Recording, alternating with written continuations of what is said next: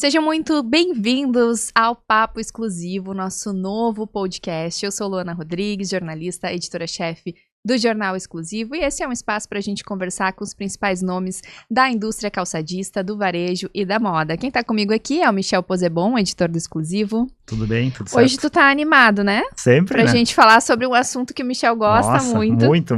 Aí, o entrevistado aí... Nossos pessoal, entrevistados prometem hoje. A gente vai falar aqui um pouquinho sobre tecnologia, sobre indústria, assunto que o Michel gosta. A gente sempre se identifica mais com alguns, né?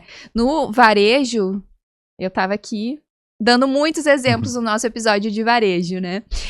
A ideia aqui é a gente ir um pouquinho além da notícia, a gente entender também o que faz parte dos bastidores, o que as pessoas estão levando em consideração para tomar decisões estratégicas, e tudo isso vai ter a curadoria do Jornal Exclusivo, a maior plataforma de conteúdos do setor calçadista, com uma experiência aí de décadas, mais precisamente 56 anos de Jornal Exclusivo. E quem tá com a gente nessa temporada é a BF Show, a maior feira de calçados da América Latina. Aqui na tela a gente tem um QR Code que você pode escanear e pode garantir o seu credenciamento antecipado para a feira que acontece de 18 a 20 de maio no Distrito Anhembi, em São Paulo. Agora que vocês já estão bem curiosos para saber quem são os nossos convidados, eu recebo agora o André da Rocha, diretor administrativo da Master, e também o João, gestor de engenharia da Master. Bem-vindos, obrigada por terem aceito o nosso convite. Obrigado pelo convite. É sempre uma satisfação a gente poder trocar ideias e apresentar o que a gente está pensando sobre o setor e trocar experiências também. O André já é de longa data, mas o João está estreando aqui com a gente. Tô estreando, inclusive, participação nesse tipo de geração de conteúdo, então agradeço a oportunidade e espero agregar aí para a gente trocar uma ideia. Legal. A gente vem aí de um início de ano, fechamento do terceiro trimestre. Lá na FIMEC eu estive no stand de vocês, conheci um pouquinho das novidades. Queria que vocês contassem um pouco como foi esse primeiro trimestre. A gente sabe que é um ano desafiador, né? Mas como foi também a feira, como é que tá para vocês e o que vocês esperam aí para 2026? Sem dúvidas, é um ano desafiador, né, com alguns acontecimentos ao longo do ano que deixaram ele mais desafiador, né. A feira, no geral, foi uma feira de sucesso para nós. A gente conseguiu apresentar um posicionamento um pouco diferente do que dos outros anos. Eu, sendo presidente da Abramec, na nossa avaliação também a feira foi uma feira boa, né, com uma visitação muito qualificada. E o que a gente tem conversado no setor, entre algumas pessoas, é que da porta para dentro dos pavilhões da FENAC, a FIMEC foi muito boa, tanto em termos de qualidade de visitação, em volume, em produtos sendo apresentados, tecnologias. A questão toda é quando a gente bota o pé da porta para fora, o índice de incertezas é muito alto, né, para esse ano desafiador, e isso tem feito com que alguns investimentos tenham levado mais tempo para ser tomadas decisões, ou os projetos estão sendo um pouco menores do que o previsto, né? Mas falando em Master propriamente dito, o primeiro trimestre do ano foi um trimestre melhor do que o ano de 2025, mas eu posso dizer que até pessoalmente falando, a gente trabalhou muito mais, né, do que proporcionalmente seria para o resultado que se teve, né? Então está sendo um ano desafiador tanto no sentido de conseguir fazer negócios, quanto de administrar o estresse do momento, a incerteza que o momento gera. E é um ano que nós acreditamos que ele vai continuar assim, né? Mas ele ainda é um ano que tem algumas possibilidades bem interessantes, principalmente dependendo de como vai se direcionar agora a economia tanto interna quanto externa, né, no país. E o João vi que tava com a mão na massa lá na feira, como é que foi para ti, assim, esse contato com os clientes, poder estar mais próximo também? É sempre muito bom, né? Eu acho que a oportunidade de conviver e trocar ideias com os clientes num ambiente como a FIMEC é uma oportunidade única, né? E para quem vem do setor de engenharia, que muitas vezes acaba ficando dentro do escritório, vendo muitos problemas internos e pouco os problemas e os desafios externos, isso é essencial, porque só assim a gente consegue construir soluções que realmente vão resolver a dor de quem está lá na ponta, operando um equipamento, precisando resolver algum desafio de modelagem, enfim, para colocar um calçado na loja. E eu queria puxar o gancho do que o André comentou. Esse é um começo de ano que aprofundou algumas coisas que já vinham acontecendo, né? E essas incertezas, elas acabam trazendo um encurtamento do tempo, né? Para a gente poder dar a volta quando entra um pedido ou entra alguma demanda, a gente tem menos tempo para atender. E isso é um desafio também do ponto de vista de engenharia para conseguir entregar soluções com o nível de exigência e qualidade que a gente espera dentro de um cronograma mais enxuto, mais apertado, né? Então hoje eu vejo que o desafio está em conseguir equilibrar esse cronograma enxuto e esse tempo com a nossa necessidade de contato com os clientes, que a FIMEC traz essa oportunidade, né? E desenvolver nesse meio tempo projetos e soluções. Né? Ótimo. Perguntar para vocês assim, o que tem sido mais demandado de vocês em termos tecnológicos com vistas à eficiência produtiva, né, da indústria de calçados, de couro também, né? O que tem sido assim a demanda maior, né? O que os clientes, né, parceiros de vocês têm demandado nesse sentido, né? Eu acho que o assunto, o tema mais em voga é mão de obra, né? Então qualquer coisa que assim a gente senta para conversar numa mesa com, seja uma pessoa de supervisão de produção, gerência de produção, diretoria, o tema comum tá difícil de contratar, tá difícil de manter as pessoas que a gente contrata, a rotatividade é muito alta, o absenteísmo é muito alto. E tudo aquilo que a gente pode fazer e agregar com tecnologia para reduzir a mão de obra, né, e otimizar a mão de obra disponível para realmente ela fazer a diferença nos processos que ela precisa fazer a diferença, é bem-vindo.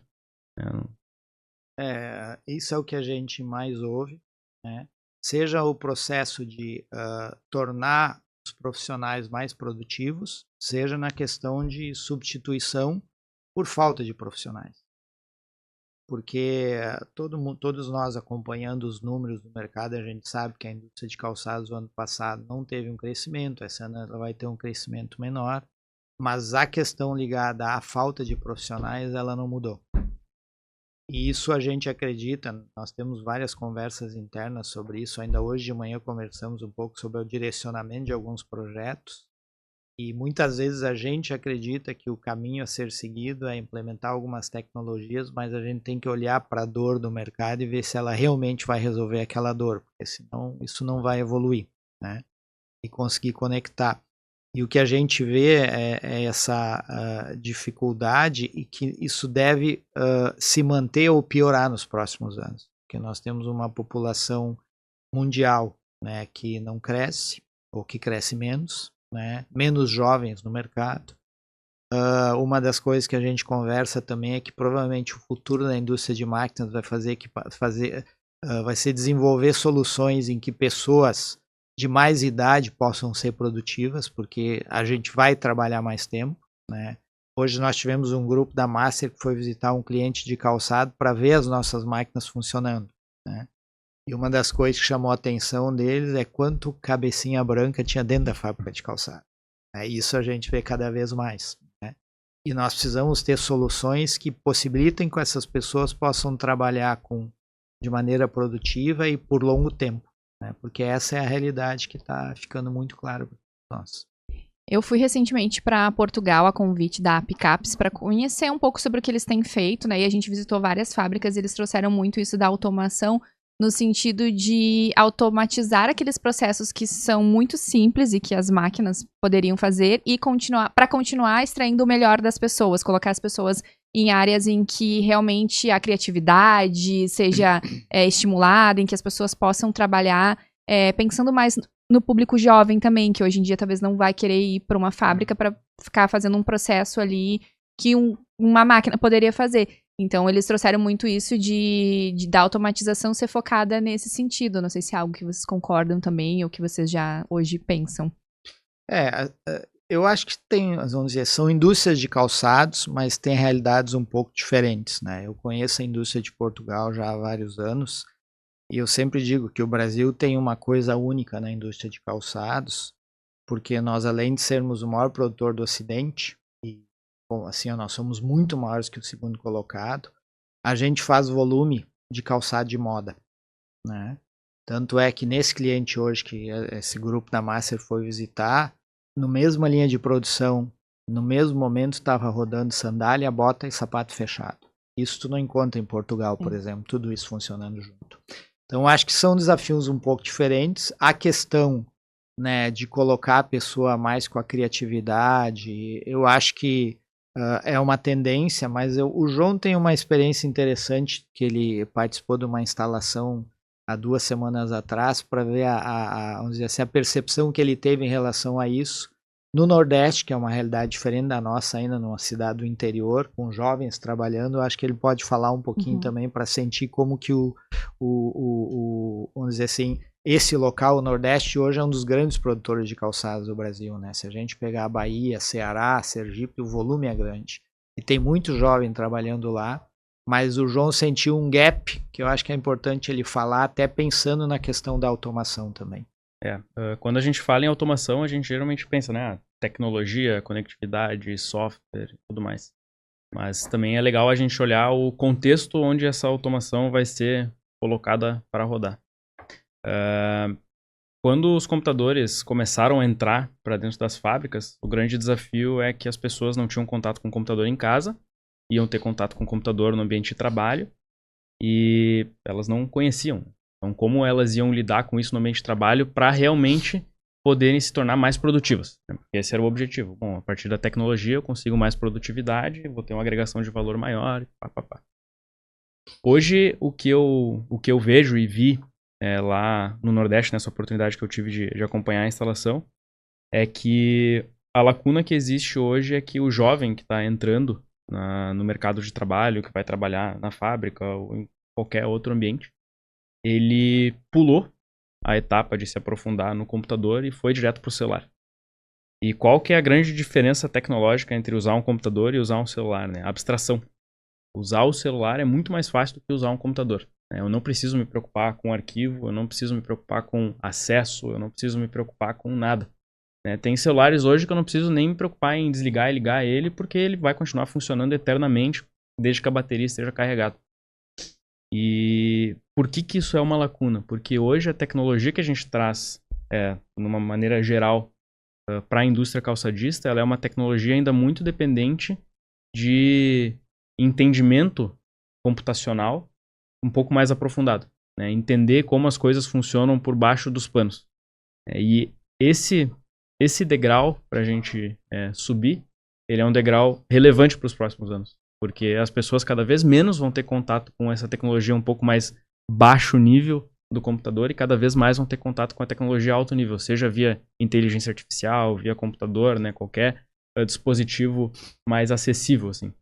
Então, o que eu enxergo, né, dentro do contexto de automação e tal, é que o desafio que se expõe pra gente que faz máquina é conseguir transformar as máquinas inteligentes e automatizadas para que elas sejam fáceis de operar, né? E que elas entrem nesse contexto de, bom, qual que é o grau de maturidade tecnológica que a pessoa tem em casa e como eu trago esse grau para dentro da fábrica para que eu não tenha essa diferença. Isso é muito da geração Z, né? Eu já li vários artigos sobre isso e a gente tem na redação alguns colegas de várias faixas etárias e a gente trabalha também com Gen Zs que realmente quando chega alguma coisa mais complexa no computador, a gente tem que ajudar, né? A gente brinca que vem aqui, eu e o Michel, que a gente já tá aí na faixa dos 40. 42 eu. Né? Não, eu acabei de fazer 40. 42. Tá bem, tá, Michel. Ela entrou na faixa que vai demorar pra sair 200, né? Isso, não, tô aqui. A gente brinca que vem a experiência ali justamente pra ajudar em coisas que a gente, com 15 anos, eu ganhei meu computador. Então, né, foi um marco na história ali. Computador de mesa ainda. Fiz né? curso, né? A gente fazia curso de informática, algo que hoje a criança já nasce conectada no celular. Então, eu realmente faz todo sentido, Talvez né? esse é o grande ponto, né? Eu não preciso fazer um curso para aprender a usar um celular. Mas o pacote Office existe curso, né? Intuitivo, né? O contexto hoje da automação na indústria ainda é muito voltado para época do curso, né? Eu preciso fazer um curso para operar isso aqui. Sim. E não vai poder ser assim, porque a gente não vai ter pessoas suficientes para treinar e porque as pessoas estão acostumadas a outra coisa dentro de casa. E a gente vai precisar adequar a realidade de trabalho a isso. né? E junto com isso, quando a gente fala da automação propriamente dita, né, o que a gente vê? Né? Tem muito espaço dentro da indústria para fazer atividades que hoje são feitas por pessoas para automatizar. Né? A complexidade disso está num processo de encaixar isso com uma indústria de moda que modifica, né? Por exemplo, automatizar uma linha como essa de hoje de manhã, que tu tem bota, sandália e sapatos fechados andando junto, isso é um desafio. Para o operador fazer isso já é um desafio. Imagina para desenvolver um equipamento. É uma coisa extremamente complexa, que o caminho vai ser para fazer automação, né? Mas existe, vamos dizer assim, uma jornada para ser feita aí, né? Por outro lado, o que a gente vê? Quando a gente fala da indústria de curtumes, por exemplo, a indústria de curtume é uma indústria onde as pessoas, na sua grande maioria, elas fazem duas operações. Elas carregam e descarregam máquinas ou movimentam o couro dentro do curtume.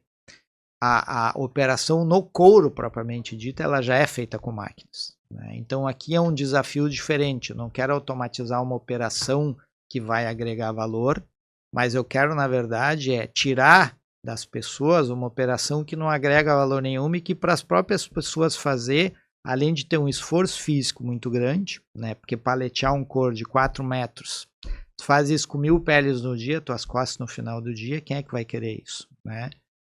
Ou tirar e botar da máquina, não é um trabalho que as pessoas querem fazer ao longo do tempo, né? E isso são desafios que eu acho que não só a indústria de calçados e de curtume tem, a indústria no geral no mundo tem esse desafio, né? Para justamente tomar esse caminho onde a gente possa criar essas soluções que não vão ser fáceis, né? Eu digo que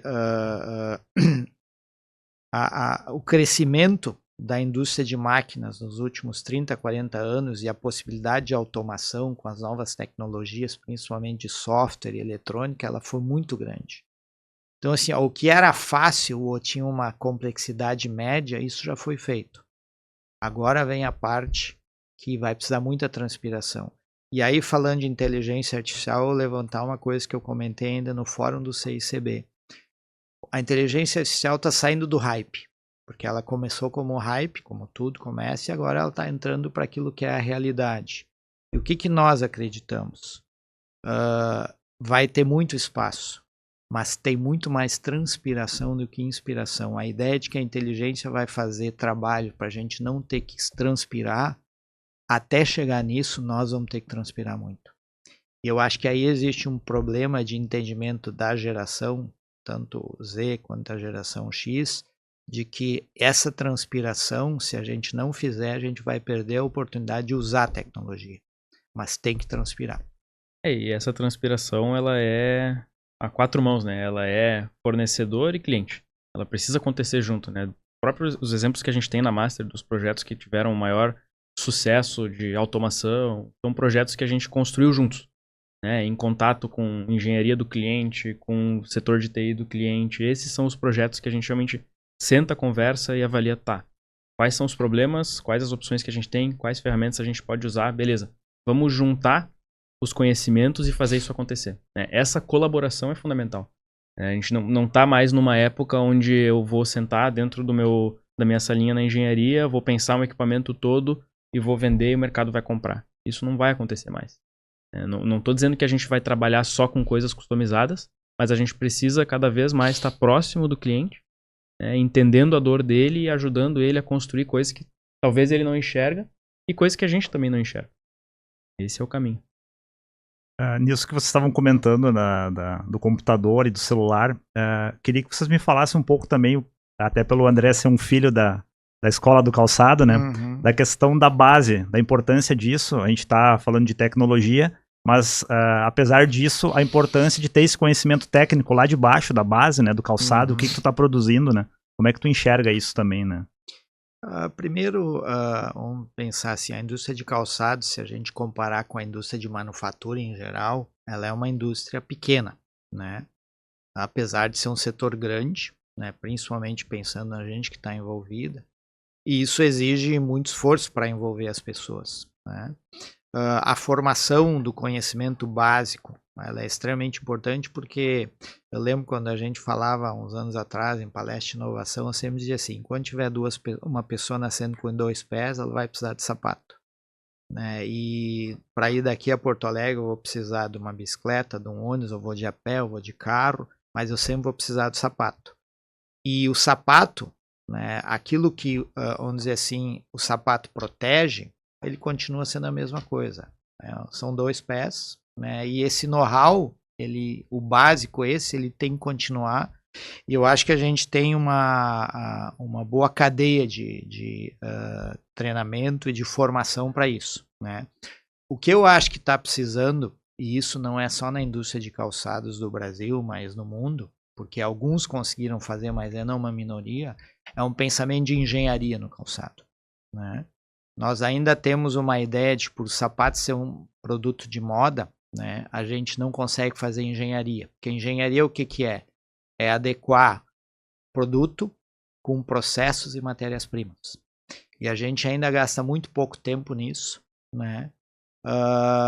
Vamos dizer assim, a área de design de moda, ela tem não é uma questão de importância, é uma questão de valorização, né, que dificulta muitas vezes, né, que tu possa melhorar uma produtividade de um processo, né, e até aproveitar melhor os profissionais. Né. A gente fala muito que, na Master a gente fala muito, e eu vivi isso dentro da New Balance nos Estados Unidos, que metade da produtividade de uma fábrica nasce na engenharia de produto. Né. Quando tu conversa com um engenheiro dentro da New Balance que ganha $10 mil por mês e uma costureira ganha 3, 4 mil dólares, ele sabe que para ela poder ganhar aquele salário, ela tem que ser extremamente eficiente. E para ela ser eficiente, ela depende dele. Nós no Brasil, e isso em toda a indústria de manufatura, isso ainda é muito forte, é que alguém que desenvolve o produto, muitas vezes ele fica distante da fábrica e ele acha que ele não tem responsabilidade sobre a fábrica ser produtiva. Né? E isso é uma coisa que nós precisamos mudar, porque a soma desses detalhes é que faz a diferença. Né?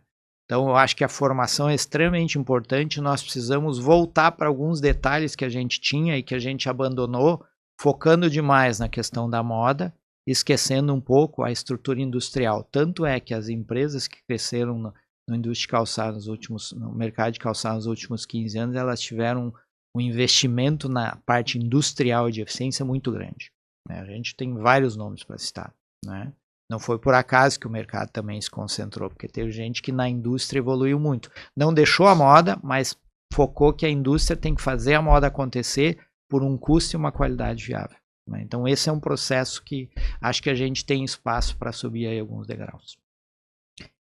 Eu quero só lembrá-los que a BF Show está com a gente nessa temporada aqui do nosso podcast. E o evento ocorre de 18 a 20 de maio no Distrito Anhembi, em São Paulo. Na tela tem um QR Code que você pode escanear e garantir o seu credenciamento antecipado. Últimas perguntinhas, Michel. Não, comentou da questão assim da gestão industrial, né? Como é que vocês enxergam hoje a indústria brasileira, né? Para a produção de grandes marcas, né? A gente tem empresas que produzem, dá um exemplo do grupo Dasna, focado no esportivo, a Vulcabras, né?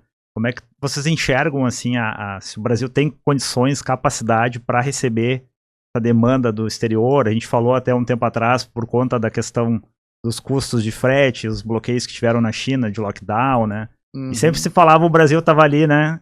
É uma oportunidade para o Brasil. E como é que vocês enxergam isso, né? Assim, hoje. Eu acho que nós temos 2 ambientes aqui, tá?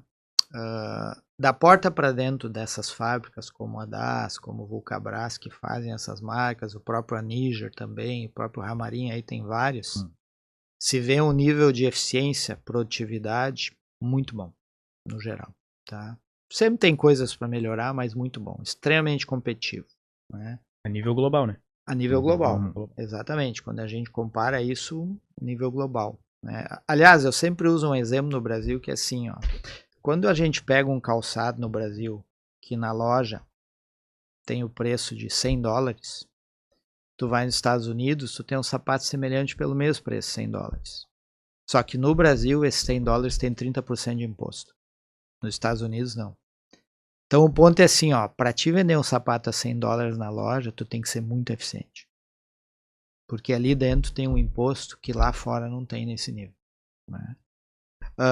Ou tu tem que trabalhar com uma margem muito baixa, né? Claro que a margem acaba sendo menor, mas a eficiência é muito boa e muito alta também, tá? Então, a gente vê essas indústrias eficientes sempre investindo, sempre evoluindo, da porta para dentro. Da porta para fora a gente tem algumas dificuldades, que aqui talvez até só um pouco polêmico, né? Que eu acho assim, ó, nós temos uma cadeia que precisa ser mais produtiva, e isso inclui também a parte das máquinas, tem que evoluir a questão tecnológica. Nós temos uma cadeia que não só no calçado, mas em outras áreas, ela não dá conta do mercado, né? Eu vou pegar um exemplo para nós. Toda vez que a gente quer desenvolver um equipamento que o nível tecnológico seja um pouquinho a mais do que se faz no Brasil, sobra 3, 4 fornecedores. E se tu subir mais um degrau, tu só importando componentes. Tu não encontra no Brasil. Né? E não é nem o ponto de tu conseguir importar ou comprar, né? É o ponto de tu conseguir alguém para marcar uma conversa e trocar uma ideia sobre alguma tecnologia, né? Alguma solução diferente. Putz, eu tenho esse desafio hoje, em termos de custo, não faz sentido. Vamos discutir uma outra opção. Não tem eco. E isso trava bastante coisa de evolução do ponto de vista de engenharia. E a indústria que produz o produto final, né, e a gente se inclui nisso porque nós somos fabricantes de máquinas, ela sofre com essa cadeia, né? Então esse é um nó que eu acho que a gente precisa pensar no Brasil, né? Hoje a gente vê várias indústrias de calçado importando matéria-prima, importando alguns produtos semi-faturados e tudo mais, por vários motivos. Um deles é não ter a disponibilidade na quantidade e no custo que se precisa, e o outro deles é não existir, né, aquele nível de produto de tecnologia, né? Então, aí existe espaço para a gente evoluir, e claro, os motivos disso são vários, né? É o custo Brasil, é a questão dos impostos, tudo isso, né, são coisas que afetam, mas é um nó que a gente precisa resolver para retomar a indústria. Inclusive, ontem eu estava lendo um artigo muito interessante que tem alguns estudiosos de economia que defendem que a mudança de estágio da China em termos de manufatura, porque eles estão fazendo outros tipos de produto, pode inserir o Brasil numa novo ciclo de desenvolvimento de cadeia produtiva, né? E eu acredito nisso também. Mas para isso nós temos que fazer algumas coisas internas, né? Por exemplo, tu não vai fazer investimentos altos aqui com taxa de juros de 15% ao ano. Tu não vai fazer investimentos altos aqui onde tu discute mudança de escala 6 para 1, 5 para 2, e tu vai aumentar um custo de mão de obra quando as pessoas já ganham um pouco, né? Porque hoje na China, vamos pegar no Brasil, qual é o salário médio brasileiro? R$3.500. Se você é R$3.500, R$3.600, esse é o salário médio brasileiro. Isso dá $700 hoje, certo? Na China, o salário médio que a pessoa recebe no bolso, dentro das fábricas, é de $800 a $900. Só que o custo para a fábrica é $1.100. No Brasil, é $1.500 e a pessoa recebe a metade. Entende? Então, nós temos que conseguir, né, construir uma solução para isso, né? Não é novidade, né? Mas falando em calçado propriamente dito, eu acho que tem um trabalho interessante para a gente fazer na cadeia, que a Sintecal desenvolve um trabalho interessante também, junto com a Bicalçados, a gente também, mas nós precisamos subir alguns degraus. Hein? Tá certo, agora a gente vai finalizar com, a gente tá fazendo com os nossos convidados eu pergunto e você responde rapidamente, perguntas e respostas rápidas. Eu vou perguntar, uma marca que tu admira? Uma marca de qualquer produto, isso. Tá. Asus. Por quê? Porque é uma marca que ela tem uma simplicidade de fazer as coisas e durabilidade.